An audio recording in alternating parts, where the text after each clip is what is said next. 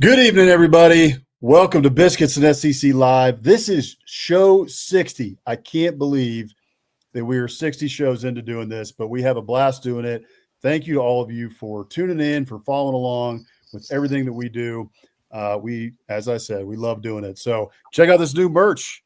Got a new hat here, and I've been playing around with a couple things. These are mostly for our guest pickers, but if you guys are interested in some of the hats that we got going on here, let us know. Maybe we'll make some and maybe we'll put some on the website.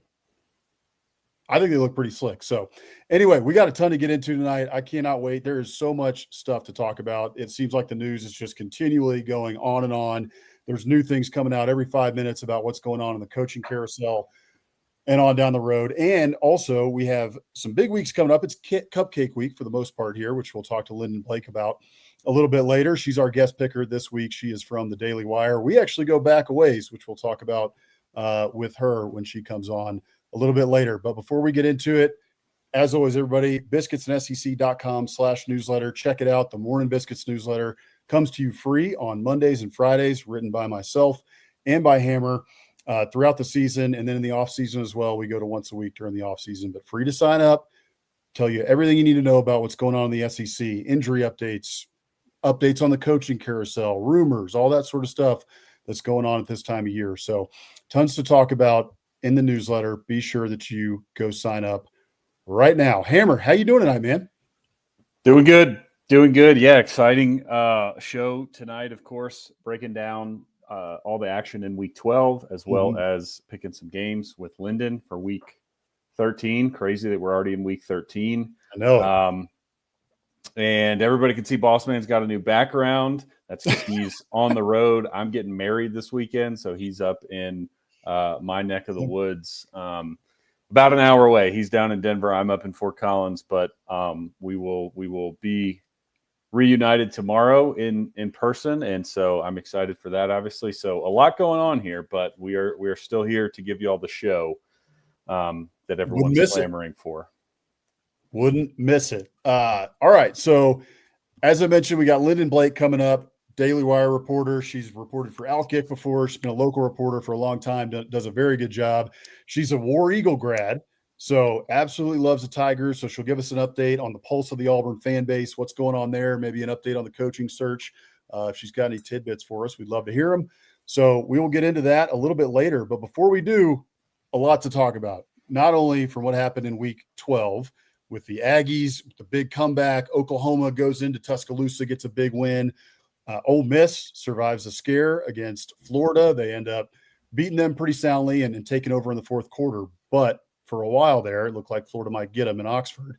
But before we get to that, there's a ton of news that's breaking constantly, seemingly with every hour that we go on the coaching carousel, starting with Lane Kiffin. Lane Kiffin is all over the place. What do we really think is going on there? It looks like you just had this week, Steve Sarkisian came out. I tweeted this. I said, CC Steve Sarkisian or Lane Kiffin, because Steve Sarkisian came out earlier today. There were some rumors that he might be leaving. And that came from Desmond Howard and from some other places. And Chris Del Conte, the Texas athletic director, he came on and he responded directly to Desmond Howard, said, "Oh, that's news to me." And then Steve Sarkisian came out in his press conference and emphatically denied it and said, "I will be at Texas." I think he called Desmond Howard a Joe Schmo. And then you got Lane Kiffin on the other side here, where you got Mike Elko signed a contract extension at A&M. Kurt Cignetti signs a contract extension at Indiana. A lot of these big names, Rhett Lashley at SMU, signing contract extensions. And Lane Kiffin is just dragging this thing on and on and on, to the point where I don't know if this was real or not, so go verify it for me, folks who are out there, but I think it was. Kawan Lacey, star running back for Ole Miss, retweeted a post that said that Lane Kiffin was ruining the season because of what is happening with all these crazy photos. I mean, you tweeted out a great thing with the Sasquatch, the photos that are coming out of Lane Kiffin in the parking lot. I know. Lane Kiffin's family, like we got all these people, taking photos of his family, in the on the tarmac with the private jet in Baton Rouge. It's become a circus, and it's Lane Kiffin again. And Is Lane different? I don't know. Doesn't seem like it. What are your thoughts and what are you hearing on what's going on with Lane Kiffin? Yeah, I mean, my first thought is this: I have absolutely no idea what he's going to do. Right? Sure. Anybody that does say that, I think, is kind of lying or at least being misled. I don't want to say these people are lying, but you've got people, especially in Florida and LSU camps, that are saying, "Oh, it's 75% chance," or "It's a done deal. His family was in town," and I'm not even doubting any of that. I mean, yeah, I tweeted out the picture of the Sasquatch saying, Lane Kiffin's family lands in Baton Rouge, because it's about the quality of images we were getting on Tiger droppings and Tiger Rag and all those LSU message boards. But I think the reality is nobody knows what he's going to do. To your point, the longer this goes on, the more it feels like he's not going to be at Ole Miss, just because he's not emphatically coming out and saying that or signing an extension. I know there's some weirdness with the Mississippi, state employee contracts where it's a maximum of 4 years. So were he to sign an extension, I don't even really know how much it would be. Somebody's going to have to comment or help us out on the current state of his contract, but he would probably only be able to re-sign for another year or something. So I don't even really know how big of an impact that would be, because they're limited to a 4-year contract for some reason. It's wild to me. They haven't changed that specifically for this reason, but state politics sometimes get involved in college athletics. Just ask LSU. So I don't know what he's going to do. Our friend Mike, here, who's very plugged into the coaching world, and put out a great article today on I think it's forelsports.com. But I think nobody knows what he's going to do, and to be honest with you, I kind of think that includes Lane Kiffin. And again, the rumors about his family going out and checking these places, like, it's probably true. And honestly, why wouldn't you? I mean, these are big opportunities. Like, not to downplay what he's done at Ole Miss or whatever, but it's these are opportunities worth exploring. And it's unfortunate for Kiffin, the Ole Miss team, and the Ole Miss community that the timing is what it is, given the season that they're having. And but Kiffin said it today in the teleconference that this is just a reality. He's like, if any job is open and they want to hire a playoff caliber coach, he just said this is the reality, because that's the way the calendar works. They want to get their hiring done in time for early signing period and the transfer portal, and that directly coincides with the playoffs. So I think it's unfortunate for that team, even for Kiffin, whether he wants to hop or not. Like, this is not the way he would want to do it, I'm sure. So I don't know what he's going to do. It wouldn't shock me if he does end up staying at Ole Miss, but at this point, it wouldn't shock me if he goes to either LSU or Florida either. Yeah, I mean, I think kind of what you said at the outset, the longer this drags on, the longer it makes me think that he's gone. And I think I texted you earlier today saying he's gone. Mike said, does Lane Kiffin even know what he wants to do? And I don't know that he does at this point. But it just seems like we're kind of reverting to the Lane Kiffin of old. And I saw Ryan McGee tweet out today, a couple weeks ago, there was that huge special that E60 did on Lane Kiffin. And I can't remember what the title of it was, but it was all about how Lane Kiffin had changed, right? And Oxford had changed him, and his daughter, Landry Kiffin, had stepped in to really say, hey, we love Oxford. We love Ole Miss. Like, why would we leave right now? Stop chasing the big thing.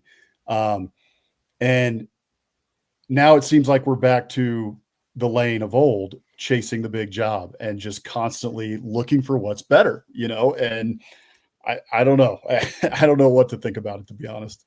My only counter to that is it almost feels like the more that he lets this kind of stuff go on, and even the Kawan Lacey thing, it almost feels like they're just trolling.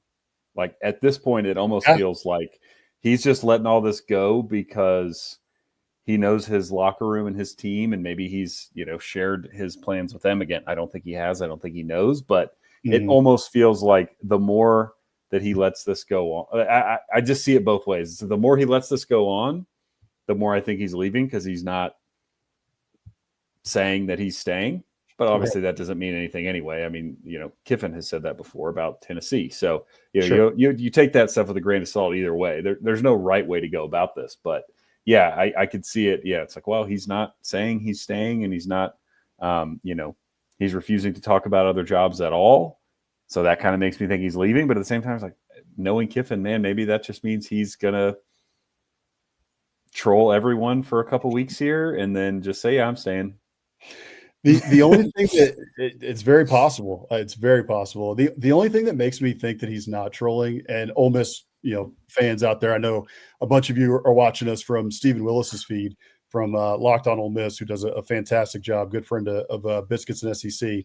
But I have been trying to keep up with this for the most part, but I may have missed this. So if I'm wrong about this, you guys let me know in the comments. But Lane Kiffin is like the most online coach there is in college football.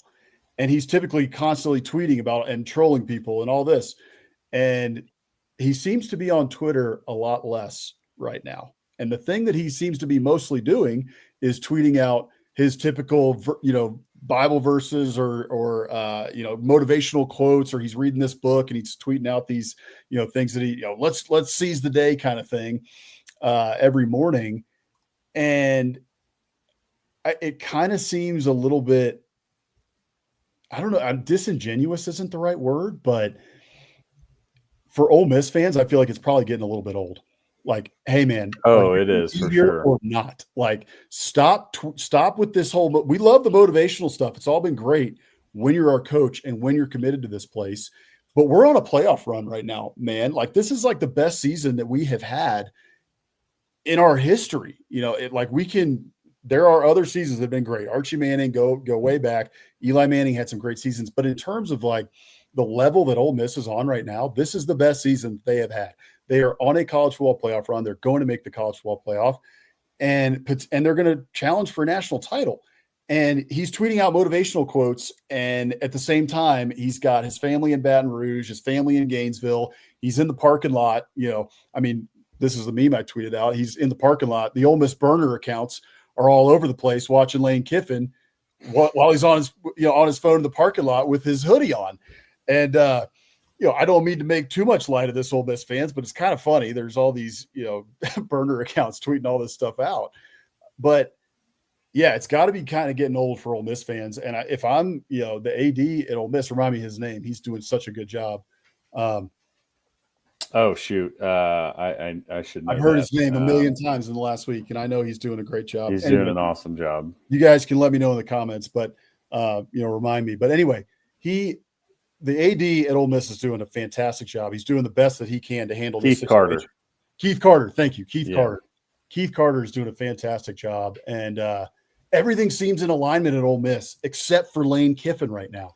So I can't remember who it was who tweeted out. I think it might have been it was one of the ESPN personalities, and they were like, "It's time to or get off the pot."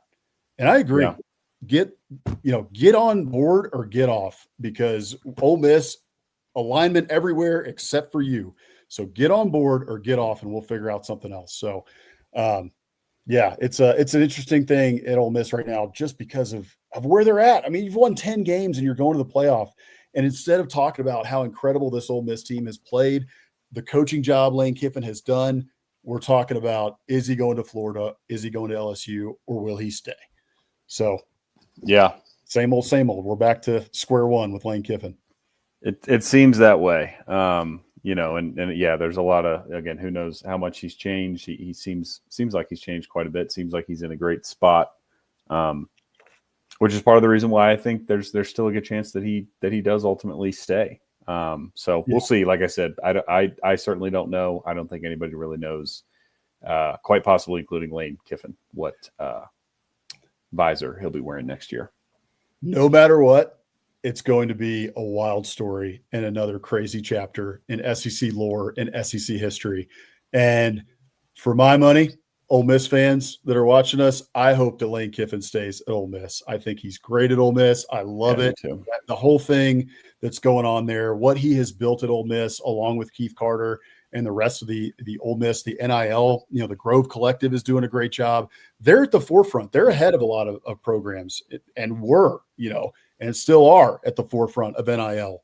So again, to put this in perspective, I don't really know that the grass is greener at either LSU or Florida right now. It's going to take him some time. And I know the portal has changed things a lot, but it's still going to take some time to get it right at either of those places when you have everything you want at Ole Miss and you've got everything that you could possibly need. NIL, alignment, you've got all the money that you need. Your roster's in a great place. You have a Ferrari. You just got to turn the key. At these other places, I don't know that you do. So anyway, we'll see. I think it's time to move on to some games here, but week 12 was an incredible week in the SEC. We can start off here with our Aggies. What an insane game. Jekyll and Hyde is what I wrote in our recaps on biscuitsandSEC.com. Total tale of two halves. I mean, the definition of the tale of two halves. The first half was maybe the ugliest half of football I've ever seen in my life. And I've watched a lot of football, from peewee to middle school football to high school football to college football, NFL, you name it. Watched a lot of football in my life. I don't know if I've ever seen a worse half of football. Marcel Reed played terrible. I mean, everything that could go wrong did go wrong for the Aggies in the first half. And then it completely flipped in the second half. And they go boom, boom, boom, 4 straight drives with touchdowns. They almost botch it in the end with that wild play call from Colin Klein. I mean, Colin Klein called an ace of a game until that play call. And I have no idea why he took the ball out of Marcel Reed's hands at that point in the game. But an incredible comeback win for the Aggies. There's been a lot of chatter out there. Brandon Walker over at Unnecessary Roughness and some others just kind of saying, I don't think you can call it a Heisman moment for Marcel Reed because of how bad he played in the first half. And I don't think this Aggie team is elite because of how they played in the first half. What would you say to that? And what were your thoughts on this game? I mean, the Heisman discussion, like I go back and forth on it just because, unfortunately, it just in general, I would say the awards lost a little bit of luster. But I also think, somebody brought this up, the new clock rules and these games, there's not as many possessions anymore. And so the old looking or, thinking back on like a Jameis Winston or a Marcus Mariota or a Baker Mayfield or, Sam Bradford, some of those guys that were throwing 50 touchdowns and whatever, we're just not going to get that anymore. Because if you look around, whether you think Marcel Reed is a legitimate Heisman candidate or not, statistically speaking, he's up there with the best of them, but the best of them are, around 30 touchdowns. I think Fernando Mendoza just crossed the 30 touchdown threshold. So it just feels very different now. And honestly, I mean, that to me, just as an Aggie fan, of course, I would love Marcel to be in New York or, even win the Heisman. That would be incredible for the program. Just the third time in program history, A&M would have had a Heisman winner with John David Crow and Johnny Manziel before him. But the win was most important. Like, frankly, I don't care what the narrative is about Marcel Reed. Yep. This team is 10-0. And so people could say whatever they want about him. They can say whatever they want about the first half because it doesn't matter. And, I also think too, like, just in going back and what happened that first half, it was everything that could go wrong did go wrong. There's a lot of reasons you could look at the A&M team and say they're not elite because they missed 2 field goals. The interceptions were bad, but there was also a lot more throws that could have been picked off. The scoop and score fumble. So I don't want to totally gloss over that, obviously, but I do think there's some credit given to South Carolina in that, look, not only was A&M shooting themselves in the foot, but that scoop and score fumble, like Dylan Stewart shot out of a cannon. He's a great player. He made a great play. A&M was held to negative rushing yards in the first half. That's not A&M shooting themselves in the foot. That's South Carolina taking it to them. So again, if you whatever narrative you want to spin on that A&M struggled with a 3-6 South Carolina team. Again, I really don't care because A&M came back and got the dub, and they're 10-0. They're the only undefeated team in the SEC. They're still undefeated in conference play. So whatever that first half was, if we see it again, obviously A&M's in trouble because, you can't. It can't happen again, but maybe they get it out of their system with that one. I don't know. But, again, narrative-wise, whether A&M is a legit contender or Marcel Reed for Heisman, I don't care. A&M's 10-0. They've got, Samford this weekend. They're going to be 11-0 going into the Texas game. And we'll see what happens because in all likelihood, barring complete chaos, like they need to win that game to even get to Atlanta, which sounds kind of crazy, but it's just the way that the cookies crumbled this year. So, 10-0. I'm just excited for that team, for them to get that comeback. And it showed a lot of resilience. Again, people want to bag on them for the first half. That's fine. But they came back and won. They erased a 27-point deficit in like a quarter and a third. And then, we're able to close it out at the end there. But ultimately, I still look at that and say, great win for A&M. I don't know what happened in the first half. It can happen again. Hopefully it won't, but that's a great win. Yeah, for me, it was, you're right. South Carolina played extremely well in the first half, and it wasn't, A&M did not play well at all, but South Carolina played very well. And like you said, they took it to them.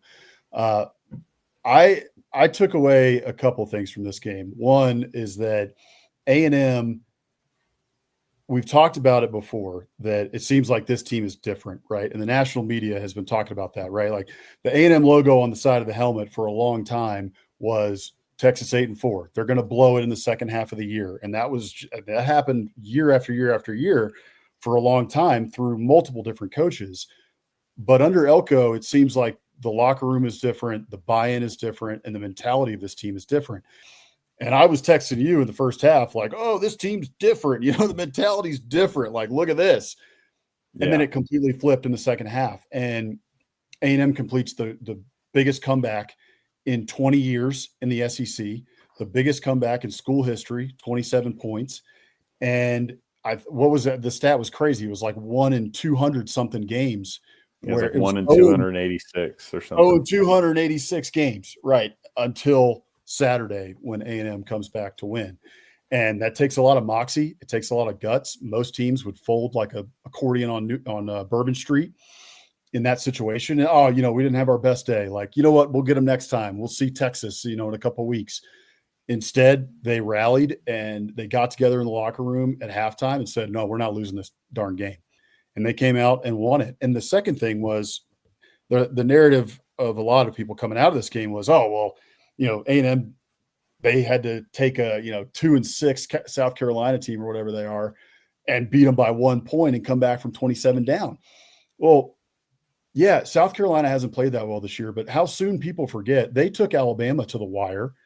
Lenora Sellers was a preseason Heisman candidate. He's still Lenora Sellers. He's still looking like a first-round pick when he gets time to throw the ball or when he gets out, gets out in space. So Dylan Stewart's still a stud. They still have a ton of players. This is still a good football team. They just haven't gotten the wins. They've been close, but no cigar this year, and it hasn't ended up in the win column. But that doesn't mean the South Carolina team is a bad team. And the other part of this too is, I said it before this game, 17.5 point favorite for A&M. That scared the ever living heck out of me because that's just not when A&M plays their best football. You want to see a spread for Aggies. We want to see a spread of like 3.5, 5.5, what have you. Right. And so that worried me. And the 11 a.m. kick, man, early kicks, sleepy kicks, not the best. And so A&M was sleepy. That's for sure. A&M slept walk. They slept walk through the first half and they almost got because of it. But ended up okay for the Aggies. They end up winning this game 31-30. So, all right. We're going to bring in our guest picker now here, Lynden Blake here. Let me get her on. Give me 1 second here. And let's see. Do we got her? Add her to stay. There we go. Production value. There it is. Here we are. Yep. I was like, my computer, it messes up all the time. So I wouldn't be shocked if I couldn't get on. Well, it looks like you're all good. You're in a quiet place. We thought we might get Lynden on Broadway tonight, but Okay, so I was gonna go. Y'all know the CMAs start in like 30 minutes. So this is like the official CMA pregame show. It is. Yeah. Yep. You heard it Yeah, here Because first. The exactly right. official country CMA music pregame singers show. love football. And I was Biscuits going to and go down to SEC. Broadway and just go see what it was about, but I didn't. Well, we are thankful that you decided to show up here for the CMA pregame show, and maybe you can get to it afterward, or at least watch it on ABC or whatever it's on. They didn't tell us exactly what network it's on, so we'll have to get that from them next time. But so just so viewers know here, Lynden and I go back a long way. I mean, we met many years ago when I was working on a campaign in Florida. Marco Rubio brought us together, and we've known, I mean, I kind of followed you through the years as to where you were going and what you were doing, but it's great to see you again. I know. And I don't know if you remember this, but I think about this often. And every time he's involved in anything, and I want to find the clip. We met in Florida outside of Sarasota in a town called Bradenton when Marco Rubio had a town hall in Manatee County. Yes, there's a county called Manatee in Florida. And I remember we were both so young. Yeah. Like Green. 24, like that. We were 2016 election, gearing up for that. And I was like the only reporter there for a TV station. And I got to put like a personal mic on Marco Rubio the entire night. And I have a clip of him on camera saying he's never let a reporter mic him up before. Because, I mean, you could have got him saying backstage anything, you know, and it could have ruined everything. And I thought that was so cool.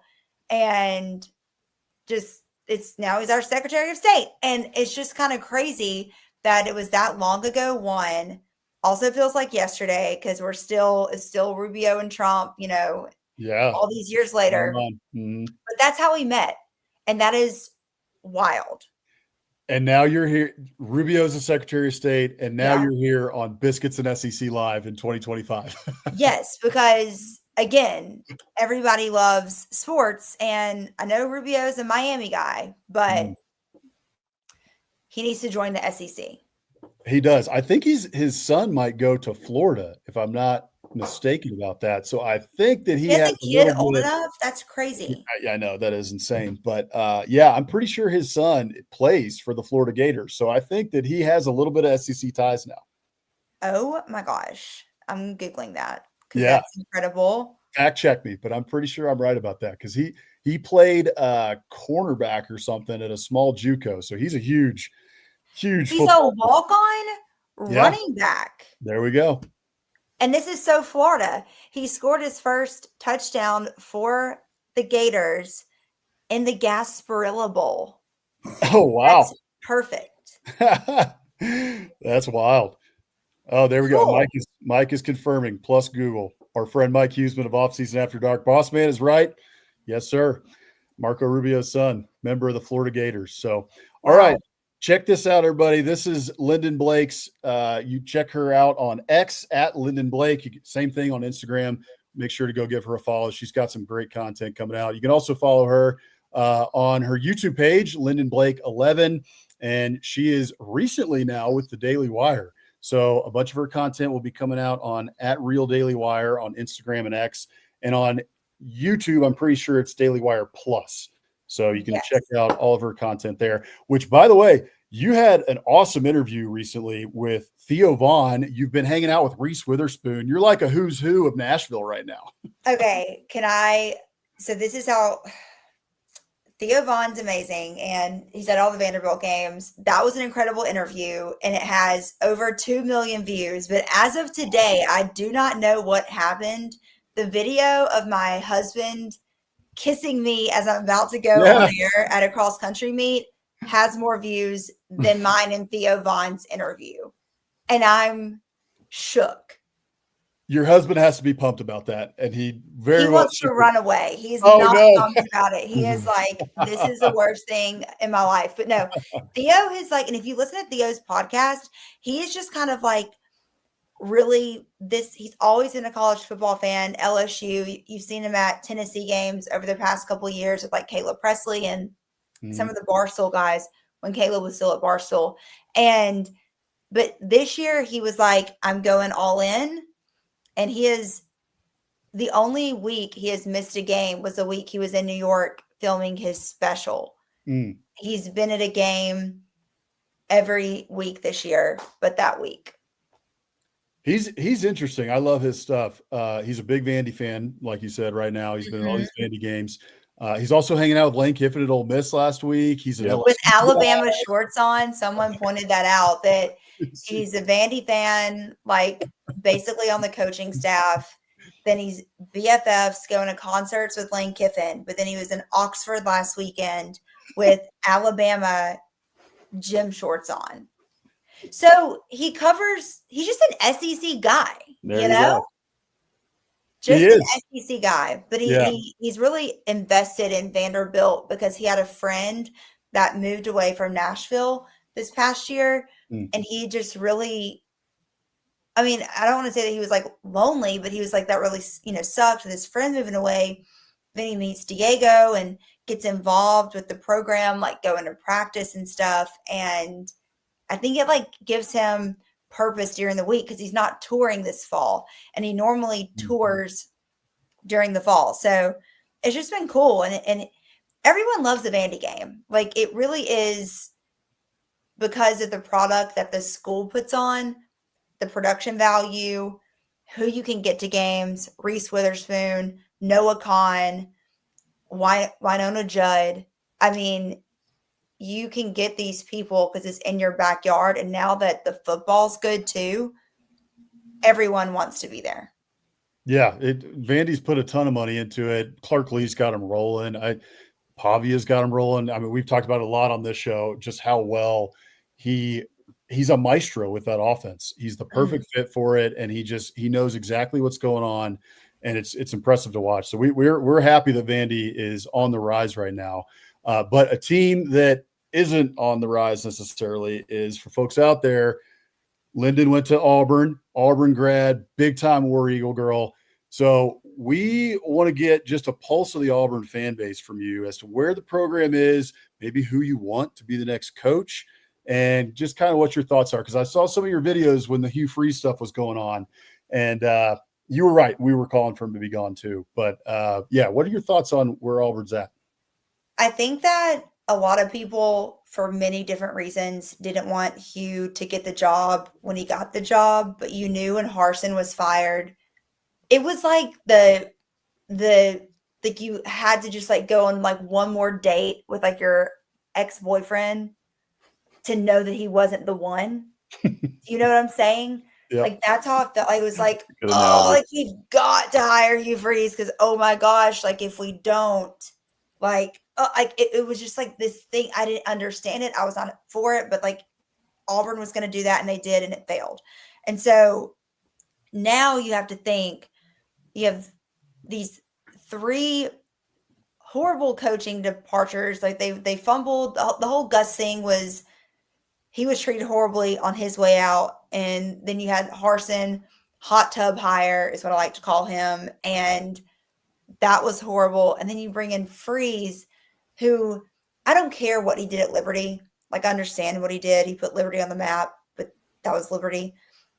And I know he developed quarterbacks, but I just feel like when someone takes a hit, like he took a hit leaving Ole Miss with the whole situation, like, is that really who you want to bring in? But so all that to be said, I feel like we've just made such a predictable hire with Hugh Freeze that I really want us to see us just like really like think this one through and maybe like think outside the box to hire someone.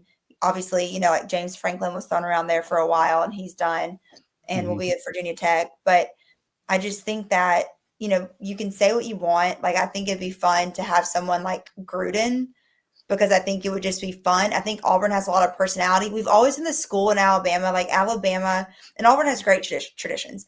But I think that Alabama, if you go to the game, like it's just like very, like they are going to do the same things. And I feel like Auburn just with their in-game production and like their players, they let them have like a lot of fun. It's a fun job, and Auburn people just get behind people with personality. And you have like Bruce Pearl, who was beloved, but like he just brought so much fire to it. And so I think with a guy like John Gruden, like Auburn could do that. I don't care if he doesn't have college coaching experience. Like, I love that what he's doing with Barstool. Like, I think all that can be just so valuable to like getting young guys like fired up in this like new era. But that's where like my pick was. Obviously, like I know it's not going to happen, but it's even dumb to say it because like I know it's not going to happen, and I don't want to hear the comments like no, but like we should have hired Lane Kiffin when we had the chance, and I just want someone like that, someone that just has fun, that is a player's coach, that connects with the players. Like, I just think that's incredible. So we'll see. But if you want to ask about the overall like pulse of the Auburn fan base right now, what's so funny to me, and I'm kind of rambling, but of course Hugh Freeze gets fired and Auburn comes to Vanderbilt because of course. And you know, you set those offensive records in that game that you haven't set, put up numbers you haven't put up since the 2004 season when Jason Campbell was the guy.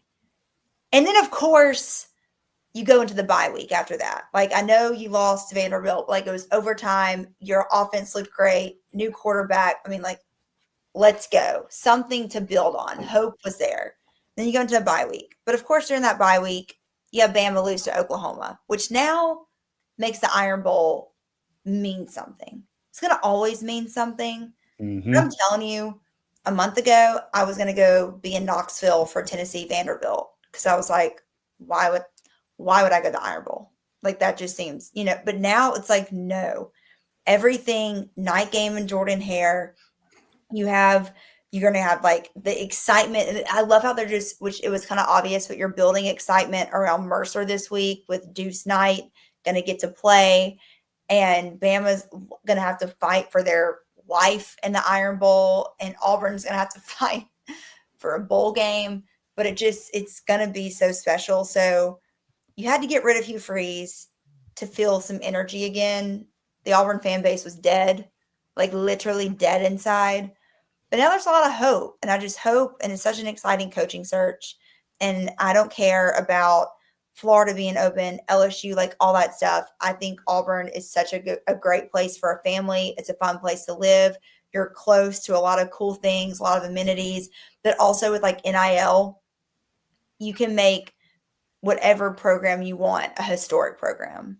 Like, you don't have to go. It was supposed to be the equalizer. In some ways it is for Power 4 teams, but you don't have to, because people were asking, oh, would you want Clark Lee? Would Clark Lee leave Vanderbilt for Auburn? In my head, I'm just thinking, I mean, he can do whatever he wants. He can do what he needs to do, wants to do at Vanderbilt. You don't have to go rebuild these programs or go into a historic program that has already had success to get to where you want to go. So I think it's just going to be really interesting to see how the coaching search goes. And I feel like the predictable choice is Sumrall. Yep. You know, I'm not saying that's bad. Like, I like it. And I do love the fact that he is from Alabama. I'm a homer, and so I'm going to always like that.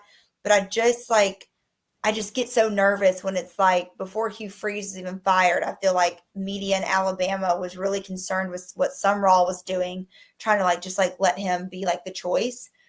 So we'll see.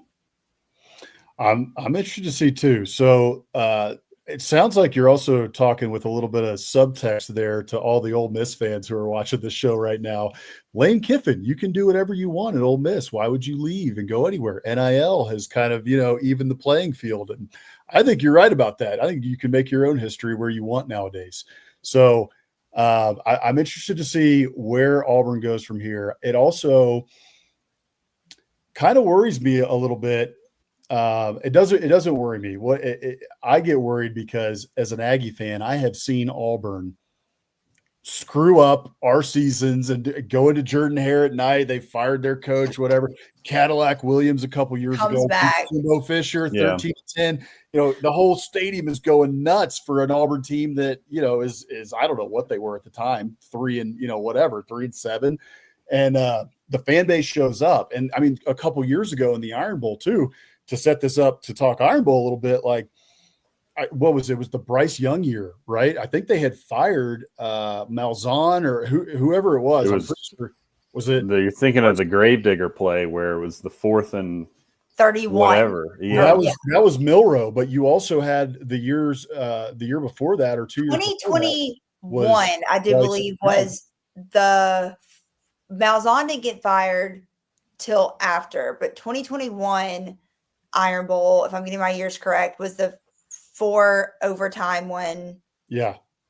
Oh, yeah. And then 2 years ago at Auburn was Gravedigger with Milrow. That's right. And then it's always fun when an Alabama kicker, drama on the kicking side over at Alabama. Yeah. You don't want to, I don't care if you are the best, if you're the best Bama kicker of all time. Like, there's been so many kickers doink in Jordan Hare. Yeah. It's just, it's setting up to be a nightmare for Alabama right now. But it just has all the recipes. And if you're an Auburn fan, Justin Lee, who's one of my favorite journalists to follow, always says Auburn has never been normal in anything ever. And it's just it was so fun watching. It always is fun to me personally to watch Alabama lose. But last week, it's of course this is going to happen, because why? It's you can't have a normal Iron Bowl. And it's just going to be so interesting. And Auburn fans, and I don't know what it is, no matter what, like you said, and it gets to a point where you're like, hey, we suck right now. We're still selling out. We need to rebel and be no, this is not acceptable. The way we are playing, we do not support what is going on right now. My dad brought that up this year because he's dang, we're still selling out and we're getting our butts kicked and no one likes the coach. But my gosh, we're going to put on our Auburn sweatshirt and tattoo and go. Pom-poms, yeah, get the pom-poms going. It really is remarkable. It's crazy. It really is. It's impressive. The Auburn fan base shows up no matter what, and you got to love that. Love that about them. But all right, let's get into some picks here. So let's check out the picker standings first. We got Rivers Huey. I mean, she was one of our first guest pickers. I think she was week 2. She went 4-2. Then you had Gabe Bach there at 4-2 as well. Drew TMU did a great job, 4-2. Our cousin JT, little boss man, up there at 4-2 as well. Ellie Mae Williamson 3-3. Emily Grace McWhorter 3-3 as well. Cruz Oxenrider 3-3. Easton Bach there at 3-3 as well. All in the middle. Stingray, Cornbread Cowboy, and Chloe Rigdon, and Daily Joy as well, bringing up the rear at 2-4. Chloe's graphic, we didn't fix that up, but she went 2-4 last week. She did great, just picking them straight up. She made it a point to let me know. I picked it straight up, and I went. She went 6-1 straight up, or 5-1. Excuse me, 5-1 straight up. But against the spread, she got rocked. So 2-4 against the spread here. So Lynden, 5-1, 6-0, still out there. You can get to first place pretty easily. And I think there's some games that you can pick this week. We got 2 basically pick'ems at the end here outside the SEC, because as we talked about before the show and on our social media, you're here for SEC Cupcake Week. So we got a couple SEC games that you get to pick that are some decent games. And then we took away the cupcakes, so we're picking a couple outside of the SEC. So let's start here with Arkansas and Texas, a rivalry game. And Hammer, set us up for this one.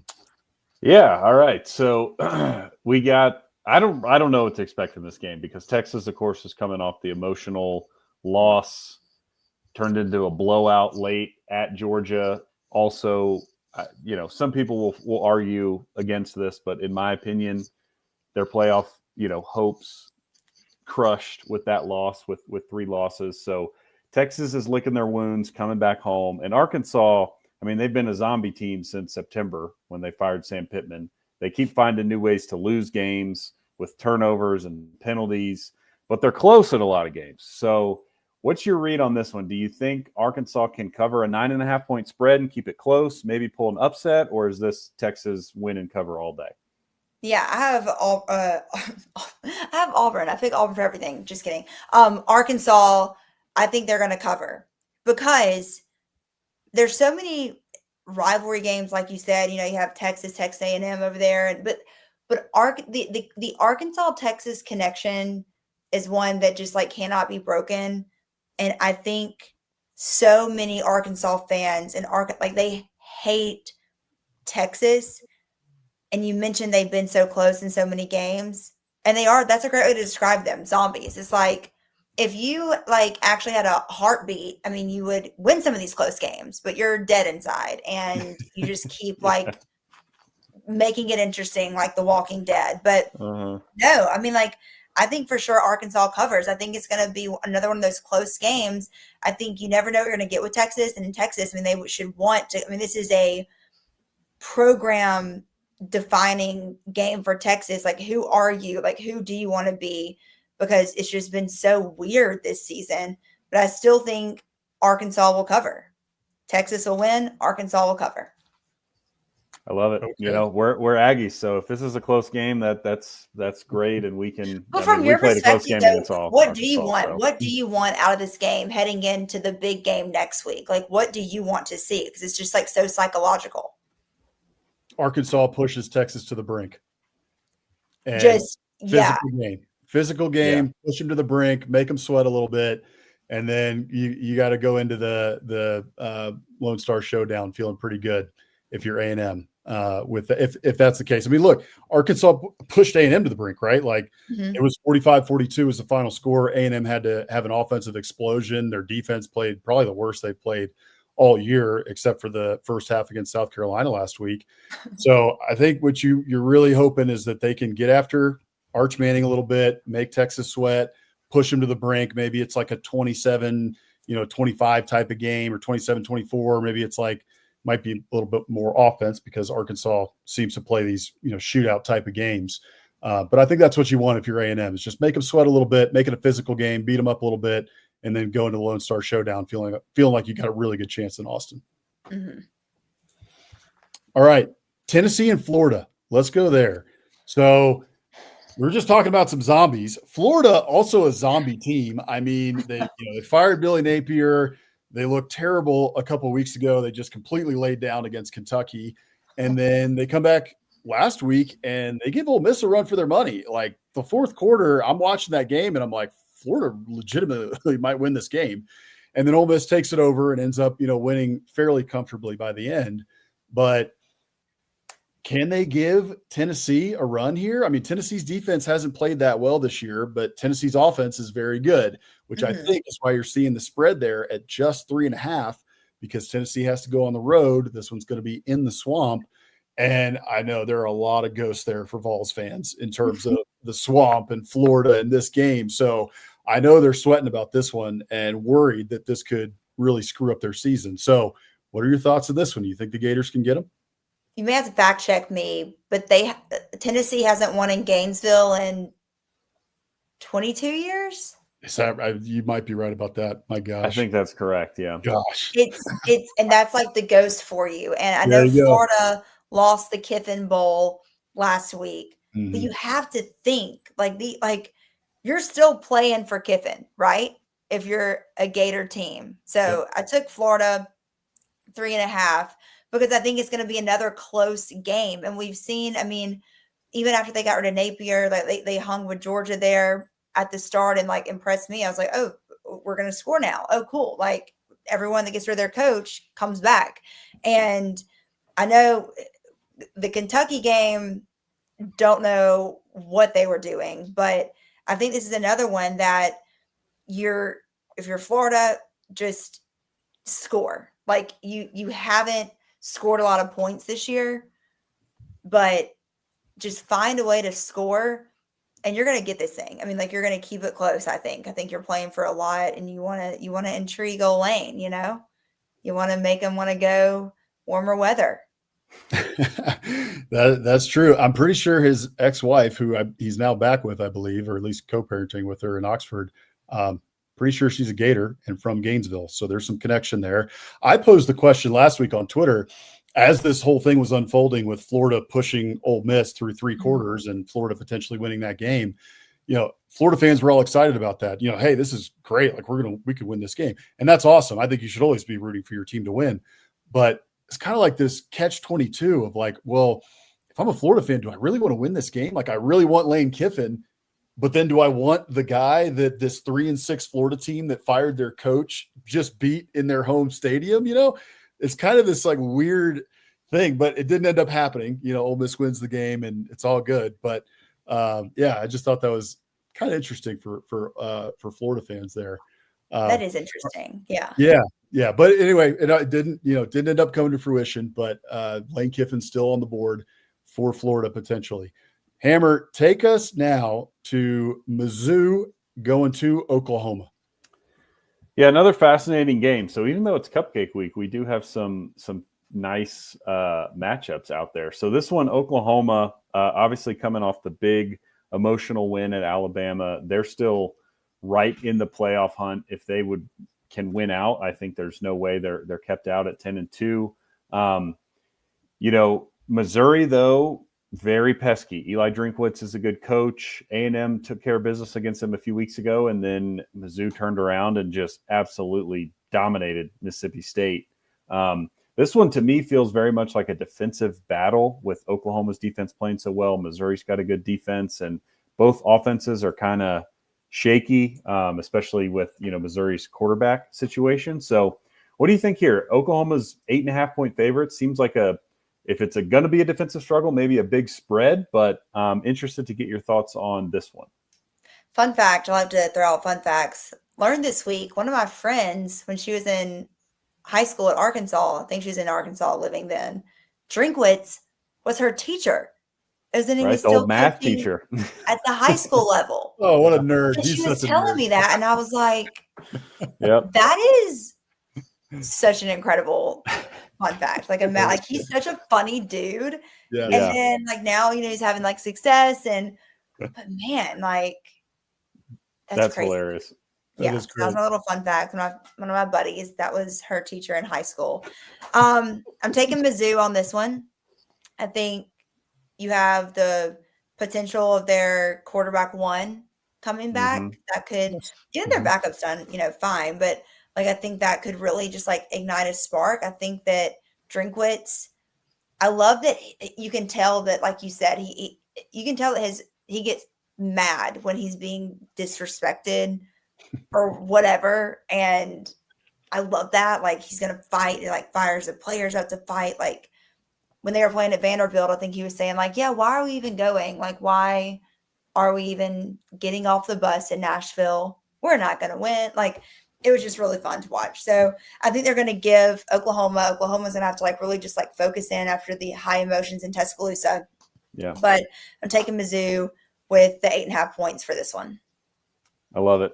Yeah. And it's great too, just for your friend, you have to pick Drinkwitz. You got to ride with the old. And I have a high school buddy that does something for Missouri. I don't know. He played at Auburn, CJ Tolbert, but he does something. I got to see them at the Music City Bowl last year. And that's another reason. Missouri were fantastic participants in the Music City Bowl. I hosted the welcome party, and they were a good time. Love to hear that. Absolutely. Yeah, that's a good way to pick is just pick the people you like the best. Yeah, if you're just a social person, I'm gonna obviously be drawn more to you, and I'm gonna root for you. And I feel like my fandom matters. Facts. Shout out to CJ Tolbert as well. Yeah. Check out Biscuits and SEC. Yeah. All right. Next up here, we've got Kentucky heading to Nashville to play number 14 Vanderbilt. Kentucky has looked better in the past couple of weeks. Everybody was leaving them for dead. Everybody's leaving Mark Stoops for dead. We love to mention this on this show that Mark Stoops, former A&M legendary coach for about 5 hours until Texags revolted.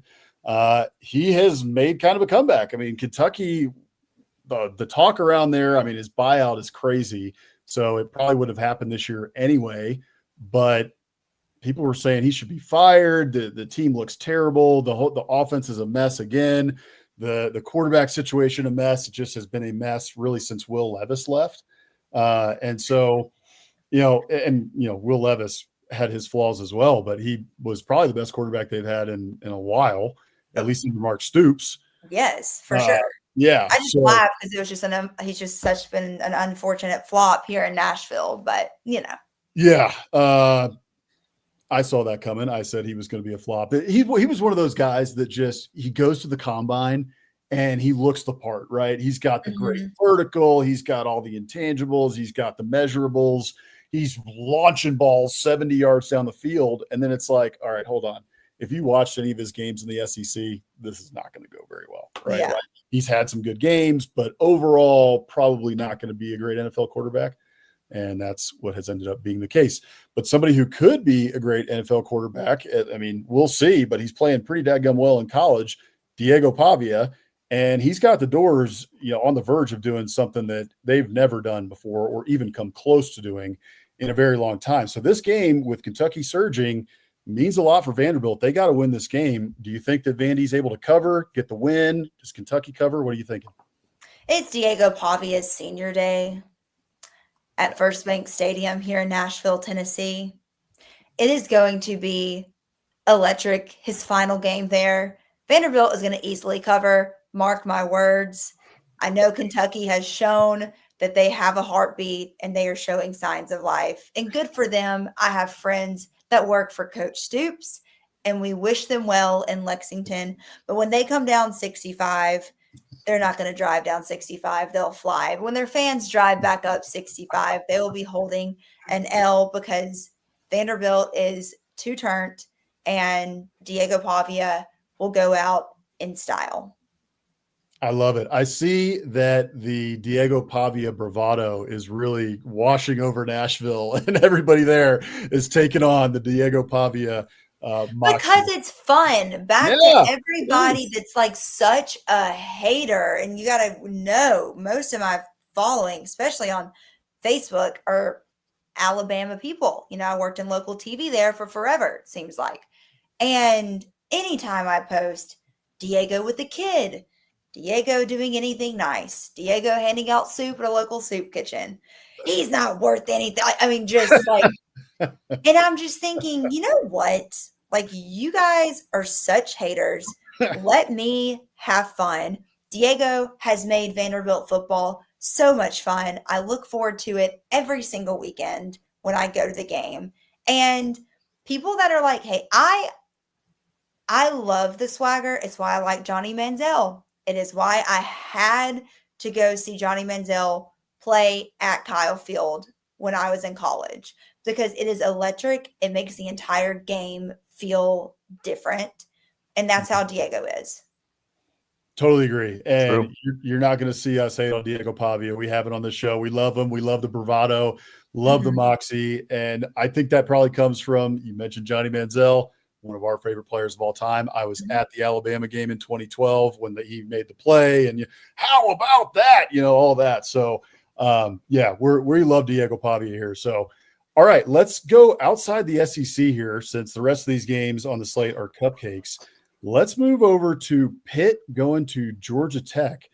Georgia Tech playing very well. So you got to think about here, Haynes King. Haynes King should be in the Heisman conversation. Everybody's talking about Marcel Reed and Fernando Mendoza and all that, and that's great. Those guys should be in the conversation. But you got to talk about Haynes King here. So, Hammer, set us up for this one. Yeah, so, apologies. Again, Cupcake Week, we got to go outside the SEC. So, even just speaking personally. But this is premier, and this is not just us talking about this game. This has major implications on the college football landscape. Totally. Exactly, because Georgia Tech is still just sitting there with one loss. And, Haynes King's in the Heisman race, so a big performance here on a maybe more down week would put a lot of spotlight on him and that team. Now, Pittsburgh took a tough one last week to Notre Dame, but has been playing a lot better since they inserted true freshman, I believe, quarterback Mason Heinzel into the lineup. So this very much just feels like it's going to be a tight game. It's one of those ACC Pittsburgh, Pat Narduzzi, like gonna play spoiler and just ruin everyone's fun. So what do you think? Can Haynes King and the Jackets get it done, cover, or is Pittsburgh going to come in and ruin a lot of people's season? I'm taking Pitt with 2.5. I think it's going to be like I feel like it was just such like a letdown last week for them, and coming off like game day and everything. And I just think that they're both the thing about this game, which makes it so fun, is like there's stuff on the line for both of them. So it's not Pitt just like playing to play spoiler. I mean, like they have to go play Miami next week too, and they're gonna have to win that as well. But they're playing for a spot in the ACC title game. Both of these teams are. So I think we're gonna get the best of them both, which will make it, that's why the line's what it is, but it's gonna be a tight game. And I think that Georgia Tech, if they win, it's going to be very, very like close. And I'm interested to see if the line adjusts, tomorrow or whatever a lot. But I think Pitt is going to come in there, and if they're going to play spoiler, I think it can be at a game like this where you have your ACC title on the line and you're coming off I'm going to call it embarrassing just because of all the pomp and circumstances around it. And there was so much hype going in with Mason being like, he's off to this 5-0 start with Pitt. And then you go in there and you lose. So I think Mason's had a taste of that now, and he's looking to rebound. And I love Pat McAfee. I know he played West Virginia, but he's a Pittsburgh dude. Let's go for Pitt. Let's go for Pitt, beat the nerds, And hey, to your point about Pitt still having a shot at the ACC title, I don't know if you saw one of his press conferences leading up to it, Narduzzi's saying, like, we could lose this game by 100. It doesn't matter. Now, I don't think that means they didn't prepare for Notre Dame and they weren't mad that they got beat badly, but clearly he made his priorities known that, like, yeah, we're going for the ACC title. Like, this game's fun, game day, whatever, but like we're trying to win ACC games here, and this one ultimately doesn't matter that much. So I think you're right. They bring their A game in this one. Actually, both schools. Isn't Pitt a really smart school too? Yes. I don't know. Yeah, I don't know much about Pitt. School. But sure. Yes, good school. But that's smart. Like, whatever. I'm excited. I think everyone's really excited about that one. And good for Georgia Tech. Yeah. I follow Georgia Tech. Being in Atlanta, you have a lot of like high school players from Alabama go over there. So you always, especially when they play Georgia, you get those once every 10 year or so, 15-year upsets with the Bulldogs. But you always just keep like an eye out, and you're like, good for them. The ACC needs more contenders. I agree. Almost got the Bulldogs last year too, and overtime. I love to. I hope that it looks like he's going to stay. He had the quote last week. He was our Muschamp Coach of the Week last week. Cut me open, see what colors I bleed. That man bleeds Georgia Tech gold and blue, and so I hope he stays there for another 10 years. We grew up with Rudy, right? And Georgia Tech in the movie, and like they were a powerhouse in the 80s and 70s, 80s, and early 90s. And so I hope they come back, frankly, like you said, for more contenders in the ACC, and to have Georgia Tech be another power there, against Georgia there in that area of the country, I think would be awesome. So I hope it continues for Georgia Tech. Georgia's the only state that hasn't had for the last our like lifetime growing up, just like two constant schools that were at the top of their game, and that made things interesting. So this is good. Endorsed Georgia Tech right here. Agreed. Still taking Pitt, but I back you, Yellow Jackets. There you go. All right. Let's head now for our final game to BYU and Cincinnati. So BYU needs a win to keep their college football playoff hopes alive. Cincinnati is a good team. Cincinnati is 7-3. They've only lost they've lost to Nebraska. They lost to a 7-3 Arizona team, and they also lost to a ranked Utah team. So, and they've lost in close games, by the way. Most of those games were very close. So this is a very solid football team. This is not a gimme for BYU, which is why it's basically a pick 'em here at 2.5. So what are your thoughts here? Well, I'm going to tell you my pick first, and I'll get into my thoughts. I'm taking BYU, and I have really no reason beyond that. I can't believe that they're as good as they are. And I'm just going with them to get in the Big 12 championship and finish it out. And historically, they've beaten Cincinnati. So I'm just going to go with that. Not really much to it. And Cincinnati, they've had some tough ones. I feel like the hype train's kind of left them though. But like, I feel like at the beginning of the year, everyone was like really high on them. But I think BYU goes in and handles business. Okay. That's my expertise. Storm and Mormons going in to Cincinnati and getting the win. Yeah. I think that's a great pick because I don't know much about either of these teams because I don't really know much, but I'm just going with Big 12 I'm matchup. shocked that BYU is even in this position. Like, I don't know why. And I know they've been good in the past in certain years, but I'm just like, they just keep winning. And I'm like, okay, well, go handle business on the road at Cincinnati. Yeah. That's right. Let's see if they can do it. All right. So, Lynden, before we get you out of here, we always ask our guests this question. And we are Biscuits and SEC. We love Southern culture. We love Southern cuisine. And we love SEC football and SEC athletics. So, with Biscuits and SEC, we wanted to marry the two together. And we kind of do that with this one question here, which is, what is your favorite biscuit spot? Could be from your hometown, could be where you're at in Nashville now, or it could be like your grandma's homemade recipe. What is your favorite biscuit spot or your favorite biscuit? Okay, well, obviously, it's going to be my grandmother's homemade recipe. Oh, sure. Of course. Obviously. There's nothing like it. Don't know how she does it. I'll ask her at Thanksgiving. I'll probably mess it up, but I feel like my brother, he gets more of the giftedness in the kitchen and can like remake some of my grandmother's stuff, but obviously that is her. But I'm sorry, not everyone is invited to Carmen's kitchen on a Saturday. So with that being said, I'm going to tell you the best spot for biscuits in Nashville is Buttermilk Ranch. Buttermilk Ranch in 12th South. You can get a flight of biscuits with jam or gravy. They're square and they're so good.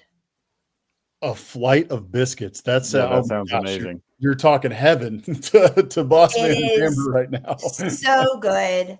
I think I'm going to go there this weekend as well. It's the best. Yeah, love it. We will be sure to feature them on an upcoming show because I'm about to do a lot of research into these flights of biscuits that you're talking about. Yeah, and of course, if you're ever around Nashville, you have to go to Loveless Cafe. Okay. And get their biscuits. I mean, you want to talk about historic. Yeah, we had a couple guys on we do another show, SEC After Dark, that last week were raving about Loveless. They said that's the place to go. But it's not like if you come here to go to Nashville, you're going to be closer to Buttermilk Ranch in 12 South. Loveless is like a drive out of the city, but it is amazing. But Buttermilk Ranch, tell them I sent you. They don't know who I am. But maybe one day they will. But they will. They will. They're about to know. And I think what they're going to do is go follow you right here. Everybody go follow Lynden Blake. Go to X at Lynden Blake. Also, same handle on Instagram. She's smart about that. Same handle across the board.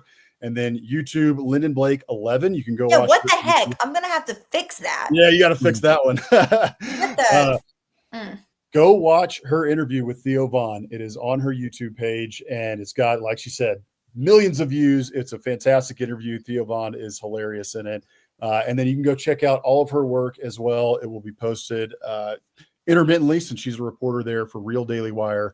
You can follow them on Instagram and on X, and then you can also go to YouTube and follow them, Real Daily Wire Plus.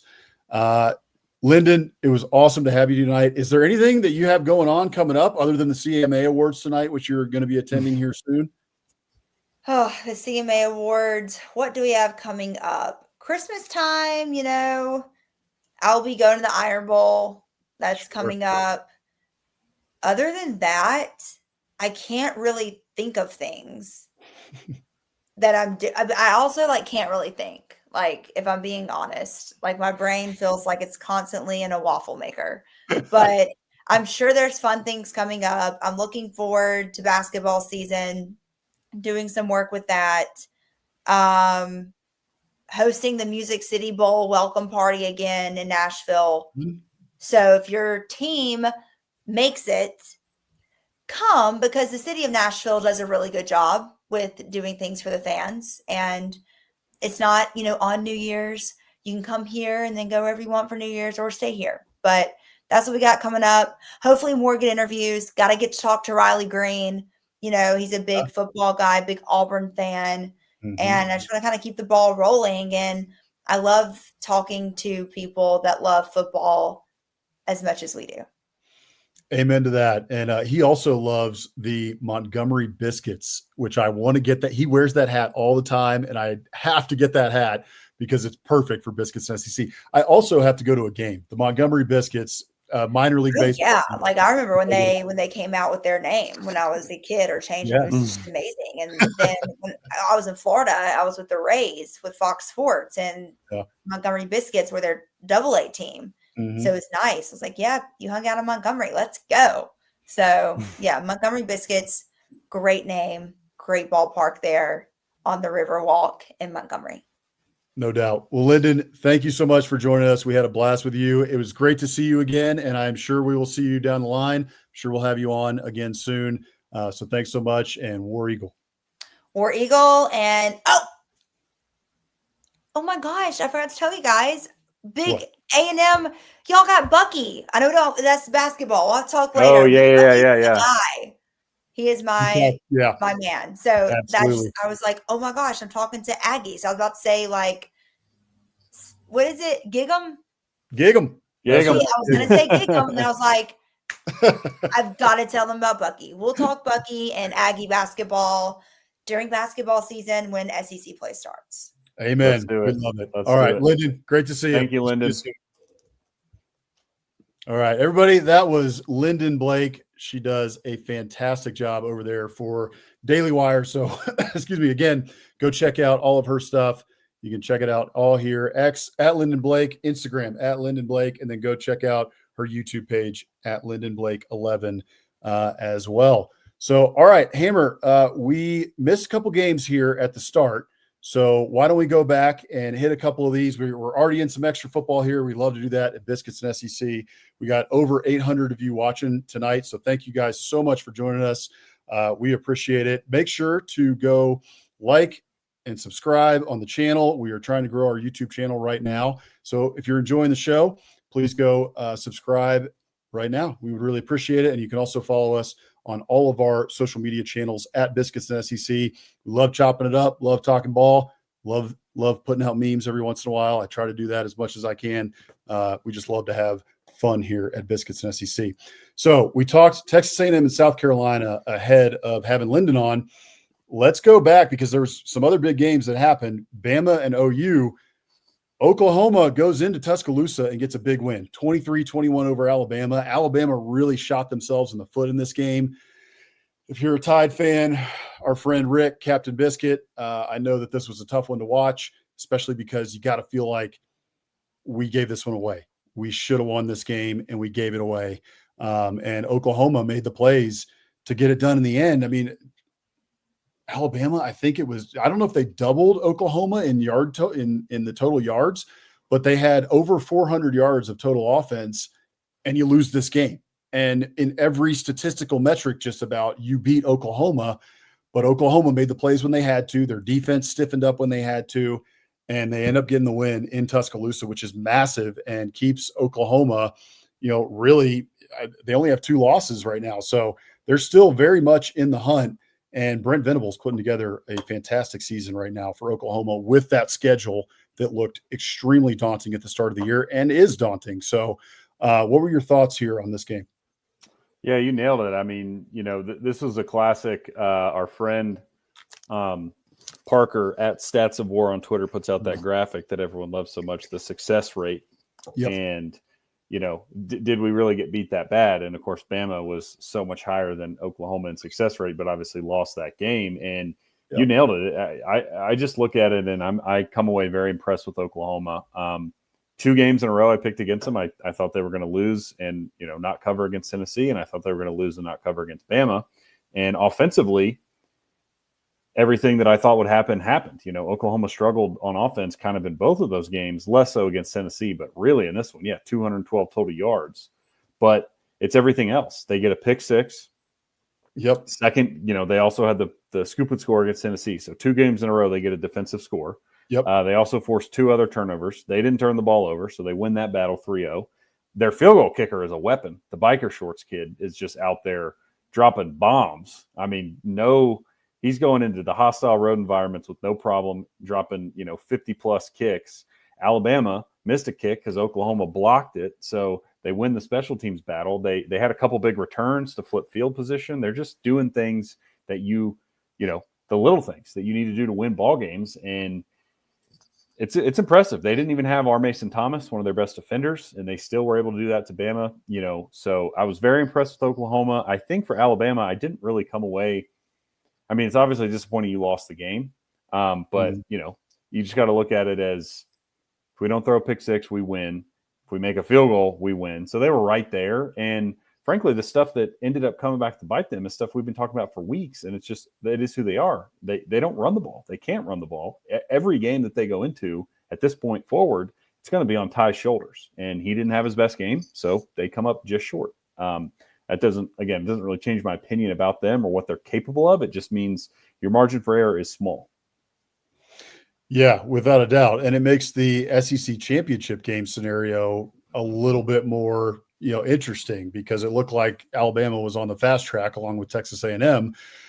And now you got another loss for Alabama there. It's the first loss for them in the SEC, but you only got Texas A&M has no losses. You got Ole Miss sitting there. You got Georgia right there.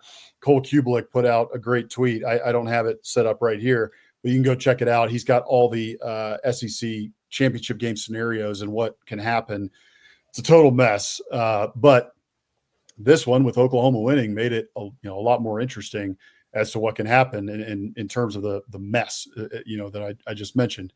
All right, let's go to Georgia and Texas. Georgia gets the better of Texas for the third time since Texas entered the SEC. 2 of those games have been blowouts. The other one was the SEC title game last year, which was Gunnar Stockton's first start, or not his start. He came in at halftime when Carson Beck got injured and ended up leading the Dawgs to a win. And they totally outmatched Texas in this game. Arch Manning looked a little bit better at times, but they only scored 10 points. Georgia offense gets rolling in the second half, and they just pull away from Texas. And I think Georgia's a very good team at this point. They're starting to peak at the right time. Kirby, we've talked about it. He mentioned that quote, "We're tough to kill." Yeah, they're tough to kill, and they went out and they mauled Texas in this game, with Texas going on the road to Athens. So give me your thoughts on this one and what it means for Georgia going forward and what it means for Texas, because there's a big one looming in Austin with the Aggies, who will be undefeated coming into that game. Yeah, kind of similar. I mean, Texas can't run the ball. They had 23 rushing yards on 17 attempts. Every game that they go into is going to be on Arch's shoulders. And I'm sorry, but at this point in his career, he is not the type of guy that's going to go into a night game in Sanford Stadium and beat this Georgia team. I was surprised defensively what Texas gave up there, but it's a couple games in a row now where teams are scoring on them. So I think the jury's kind of out that the secondary is gettable. They're really good, in the pass rush, and with Colin Simmons, and Anthony Hill's great at linebacker, but overall, I don't think they're quite the level we maybe thought they were. And for the Georgia side, man, you nailed it. They're just tough. They fight. Kirby said it, we hit, we're physical. We get checks here, but we also, have physical practices. So that's just a toughness, a culture win for Georgia for the third time. And just to beat that Texas team 3 times in a row, 2 of which weren't even close. I mean, it just shows you, despite the talent being basically equal, that Sark and his staff have a lot of work to do. And that's not a slight to Sark and his staff. I mean, a lot of people have a lot of work to do when the standard is Kirby Smart in Georgia, but they aren't close right now. And Gunnar Stockton's great. That run game is great. Mike Bobo's doing a heck of a job. Georgia is extremely dangerous.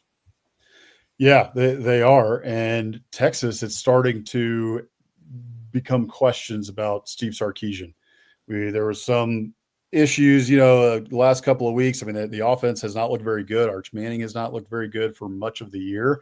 So people are wondering, should he give up play calling duties? And now there's questions, will he leave for the NFL? I don't think he's going to leave. I don't think he should. But anyway, we'll see, what happens with Texas. A lot is going. I'm really interested to see what happens in that Texas A&M game, because Texas A&M right now, I know what happened last week against South Carolina in the first half, but over the course of the season, this looks like a much better team. And I don't see right now how this offense is going to be able to do much against the Texas A&M defense. So great win for Georgia. Georgia is still in the thick of things. At the start of the season, I said that this team was going to be in the thick of the college football playoff hunt, SEC title race, all of that. Here we are, late November, and they're right in the thick of it again. Kirby Smart's just a hell of a coach. Vindication again for Biscuits and SEC. We have been talking about Gunnar Stockton since the preseason. Others were low on him. We were high on him, and he has been nothing short of fantastic. So stats aren't going to blow you away, but in this game, he had, I think it was like four TDs, 4 passing TDs, might have had a 5th on the ground, if I remember right. 5 total. 5 total. So, yeah, the kid is playing out of his mind right now, and Georgia is very, very dangerous. So, Hammer's computer may boot him. I think I'm about to get booted by a forced Google Chrome update. It's counting down from 10 seconds now, so I might have to fade into black. Okay. But great show. We got over 800 of y'all watching. Thank you. Yes. There's a few more segments. Boss Man will take us home. Finish it out. Yes, sir. All right, Hammer, we will see you next week. I will finish this one out here. All right, so last game here, and then we will get to the 2 segments that we always do here at Biscuits and SEC, which is our Biscuit of the Week and our Must Champ Coach of the Week. But before that, we've got Ole Miss and Florida. So Florida, we talked about this a little bit with Lynden Blake. Florida takes Ole Miss to the brink. They take them into the fourth quarter, and then it was Ole Miss taking over there, 14-0 in the fourth quarter. Ole Miss gets the win, end up winning by 10. Don't cover the spread. Spread was 13.5, if I remember correctly. But they get a nice win, and they keep Florida fans from having to worry about beating a coach in his home stadium that they actually want to be their head coach next year. But it was a full team win for Ole Miss.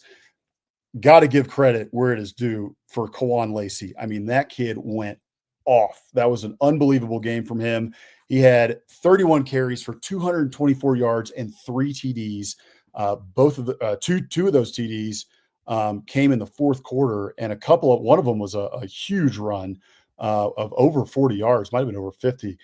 You guys will have to correct me on that and just make sure I got my stat right there. But incredible game from Kawan Lacey, and I'm excited to see what this Ole Miss team does going forward with all the craziness surrounding Lane Kiffin right now.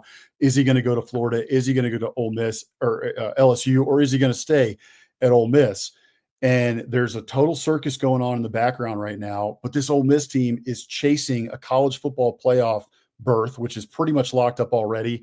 And then they are chasing a national title, a position that Ole Miss has not been in since the Archie Manning days, way, way, way back in the 60s. And then when I think they were number 1 coming out in 1963, and that season just did not go as they were hoping. So Ole Miss has everything in front of them, but can they get past the circus? What happens with Lane Kiffin? Does he sign a contract before the Egg Bowl to stay in Oxford, or does he leave, or does he stay? Does he stay end up through the Egg Bowl? Does he coach in the playoffs? We'll see. It's a complete anybody's guess right now. Who knows what the heck is going to happen with Lane Kiffin? But a good win for the Rebs in Oxford. It was an awesome environment too, by the way. Gotta love what you saw at Vaught Hemingway Stadium, a night game. Crowd was going crazy, had 68,000 fans there, over 68,000 fans. So it was an awesome atmosphere. I was really happy to see that in Oxford. The fans have been showing up, despite Lane Kiffin, taking a little bit of an underhanded shot at the fans recently with the Citadel game. And then, in past years, he's done it at times. But the Ole Miss fans have been showing up, and they are behind this team. They love Trinidad. They've got the song, the Trinidad song going all over social media, which I'm a big fan of. Great song. So great win for Ole Miss. Interested to see what happens going forward. So, all right. Let's get to our final two segments. We could talk about the college football playoff rankings, but everybody else does that, and we are way over time tonight. So let's get into our last two segments here, our Biscuit of the Week and then our Muschamp Coach of the Week. So we'll start with our Muschamp Coach of the Week. And if you're new to Biscuits and SEC, we do this every single week. We're not joking on Coach Muschamp here. We love Coach Muschamp. He really exemplifies what it means to be a college football coach in terms of the passion. The guy was headbutting players. He's got blood running down his face. He's punching whiteboards. He's in players' faces on the sidelines. But all the players who played for him loved him. They love Coach Muschamp. You'll hear a bunch of players who played for him, whether that was at Texas when he was a defensive coordinator, at Florida, or at South Carolina. They loved playing for Coach Muschamp. And so that's what it's all about. So we like to name a Muschamp Coach of the Week here every single week for the coach that best exemplifies the passion in college football and who exuded the most passion this week. So this week, there were multiple guys who could have won it. We have tons of options during the season. This week was no different. It could have been Mike Elko again for many different things that he did, but he slammed the chair when he was in the locker room after that incredible 27-point comeback win. And then, we also could have given it to Kirby Smart for that comment about we hit and we're physical. And when kids leave our program, we try to schedule them because we know they're soft and we know that we can take it to them. Great quote. Very Muschamp Coach of the Week worthy. But this week, there was only one coach who could have won it, and that was because of what happened in the post game. And this one was in Tuscaloosa. Brent Venables is your Muschamp Coach of the Week. So here it is. Every one of you guys putting that freaking jersey on, you guys have made the decision to work, to improve, to get better, to kick the door in, to believe, to respond. That's what you guys have chosen to do. I didn't make one freaking tackle tonight. No coach made any freaking catches tonight. Didn't block nobody. You guys made a decision, okay, that you weren't going to leave that field, okay, without a win.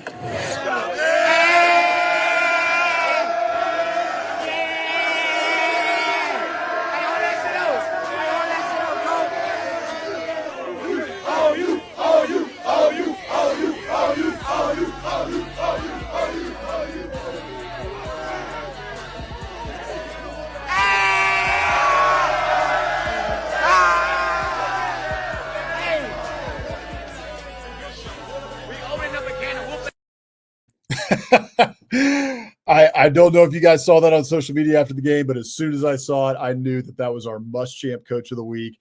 We opened a can of whoop ass on them guys. So Brent Venables right there for the big win at Alabama, 23-21. Oklahoma gets the win. A big win for Coach Venables to another notch in his belt as he continues to build this Oklahoma program back up. He's doing a great job this year. And what a fun scene there in Tuscaloosa. Sorry, Captain Biscuit, Rick, and to all our Tide fans out there. But that was pretty awesome to see him with the actual can of whoop ass there in the locker room and just having a blast with his players. And just like Coach Muschamp, Brent Venables players, they love playing for Coach Venables. And that includes his time at Clemson and all the way back to his days as the defensive coordinator for Oklahoma. So Brent Venables, your Muschamp Coach of the Week. We will be sure to get the certificate in the mail and potentially a trophy to him in the next 5 years as this award grows. I'm sure he is really looking forward to that and receiving that so he can put that on the mantle behind him in the offices in Norman. Okay, last segment here, our Biscuit of the Week. Do this every week. We like to name a biscuit. We talked to Lynden about her favorite biscuit in Nashville. She gave us a couple fantastic places. I'm looking forward to going to Loveless Cafe here in the future. But we like to have user submissions. So if you would like to be featured as the biscuit of the week, again, could be homemade. We've featured cast iron biscuits before from folks who watch the show. We have featured biscuits from different restaurants. You got a local diner that you love to go to that people need to know about that's in the SEC footprint.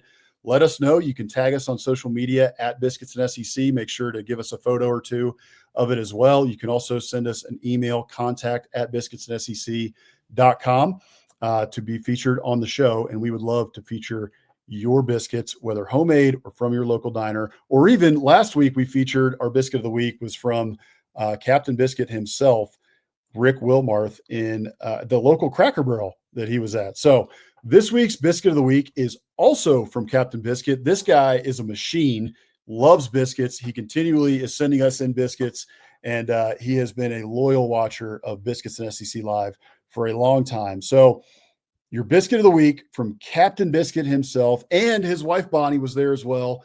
We didn't have enough room to put Bonnie on the graphic here, but we'll get her in soon because she has been a loyal watcher of our show as well. So Rick and Bonnie Wilmar, thank you so much for sending in these biscuits from Flying Biscuit Cafe.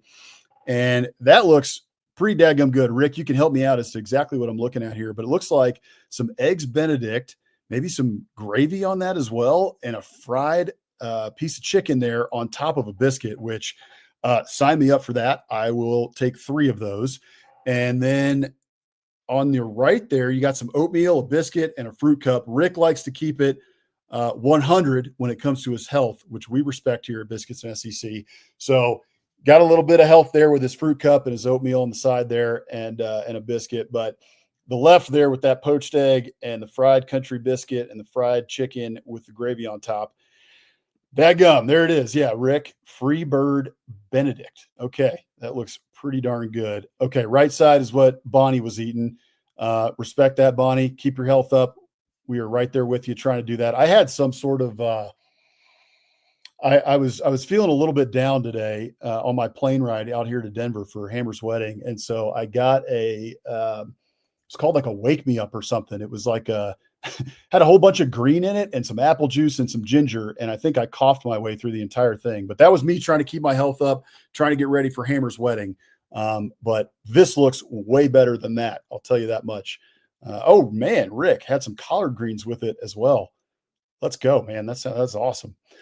Chicken strips and gravy on top of that biscuit there. Dad gum. So I will be sure to check out Flying Biscuit Cafe. And I think that's in Huntsville, Alabama. I might have messed up the graphic there, but Rick, you can let me know if it's somewhere else. But anyway, be sure to check out Flying Biscuit Cafe. You can look them up online.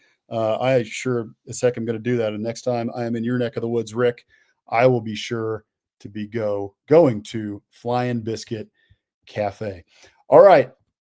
That's going to do it for us tonight. Thank you guys so much for joining us here at Biscuits and SEC Live. We do this every week, Wednesday nights, 7 Eastern, 6 Central. You can catch us on our X feed, also on our YouTube channel at Biscuits and SEC across all platforms. Be sure to go and follow us on social media as well. And subscribe to the channel. That is our overture to you guys. We appreciate it. We're trying to grow the channel. 900 of you watching tonight. We really appreciate it. Glad to see you guys. Hope to see you guys next week. We also write a newsletter, the Morning Biscuits newsletter, right there. You can sign up, biscuitsandsec.com/newsletter. That is written by myself and by Hammer on Mondays and on Fridays during the season.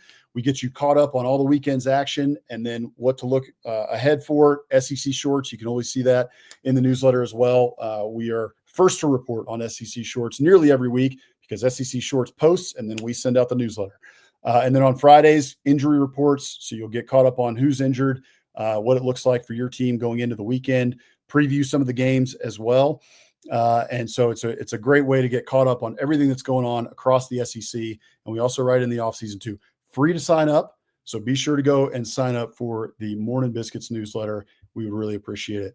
As always, we are brought to you guys by the Steer Agency. Thank you to the Steer Agency for sponsoring the show. We really appreciate that.